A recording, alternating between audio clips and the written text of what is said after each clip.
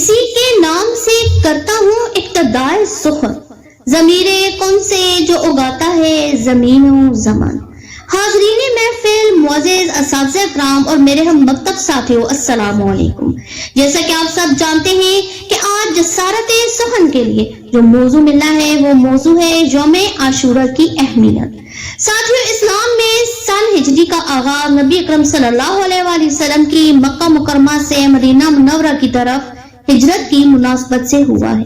اسلامی کیلنڈر کا پہلا مہینہ محرم الحرام کا ہے۔ ماہ و سال، ہر لحظہ و ساعت اللہ عز و جل کے بنائے ہوئے ہیں، اور قرآن کریم میں بہت سے مقامات پر ان ماہ و سنین کا ذکر آیا ہے، لیکن اللہ تبارک و تعالیٰ نے ان ماہ و ایام اور لیل و نہار کو ایک دوسرے پر فضیلت و برتری بخشی ہے۔ مقصد اس کا یہ ہے کہ اللہ تعالیٰ کے بندے اور نبی کریم صلی اللہ علیہ وآلہ وسلم کے امتی اللہ تبارک و تعالیٰ کے ان انعامات اور احسانات اور فضائل و برکات کو اپنے دامن میں سمیٹ سکیں۔ محرم الحرام بھی فضیلتوں بھرا مہینہ ہے۔ ماہ ذی الحجہ کے آخری دن اور ماہ محرم الحرام کے پہلے دن روزہ رکھنا یہ ایسا ہی ہے کہ گویا اس نے گزشتہ سال کو روزہ پر ختم کیا اور آئندہ اس آنے والے سال کو بھی روزہ پر شروع کیا۔ اللہ تعالیٰ نے اس روزے کو اس کے 50 سال کے روزوں کا کفارہ بنا دیا۔ پھر اسی طرح ماہ محرم الحرام کے پہلے 10 دنوں میں روزہ رکھنے کی بھی بڑی فضیلت و اہمیت ہے۔ اسی طرح عاشورہ کا دن بھی بڑی فضیلت و اہمیت کا حامل ہے۔ محرم الحرام کے 10ویں دن کو عاشورہ کیوں کہا جاتا ہے؟ اس کی ایک بنیادی وجہ تو یہ ہے کہ چونکہ یہ ماہ محرم الحرام کا 10واں دن ہے، اس لیے اس کو عاشورہ کہا جاتا ہے۔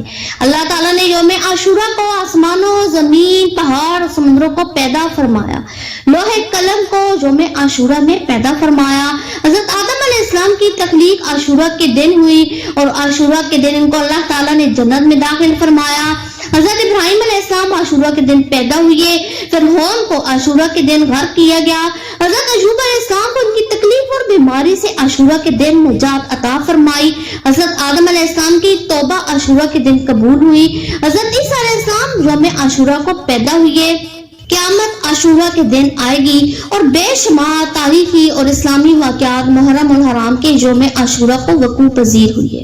اسی ماہ محرم الحرام کے یوم عاشورہ کو حضرت سیدنا امام حسین رضی اللہ تعالیٰ عنہ اپنے دیگر حضرت اہل بیت و وفا شہاد ساتھیوں کے مرام میدان کربلا میں مرتبہ شہادت پر فائز ہوئے۔ حضرت سیدنا امام حسین رضی اللہ تعالیٰ عنہ کی شہادت کا اسلامی سال کے پہلے ماہ میں ہونا ہمیں یہ یاد دلاتا ہے کہ مسلمانوں کے نئے سال کی ابتدا بھی قربانی سے ہوتی ہے اور سال کا اختتام بھی سنت ابراہیمی کے مطابق قربانی پہ ہوتا ہے۔ غریب و سادہ اور رنگین ہے داستان حرم، غریب و سادہ اور رنگین ہے داستان حرم، نہایت اس کی حسین ابتدا ہے اسماعیل۔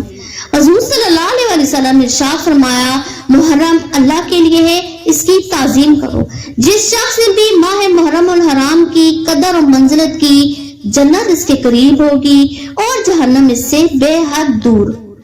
تیروں کے مسلح پر سجدہ شکرانہ، تیروں کے مسلح پر سجدہ شکرانہ، شبیر نے بتلایا اسلام پہ مر جانا۔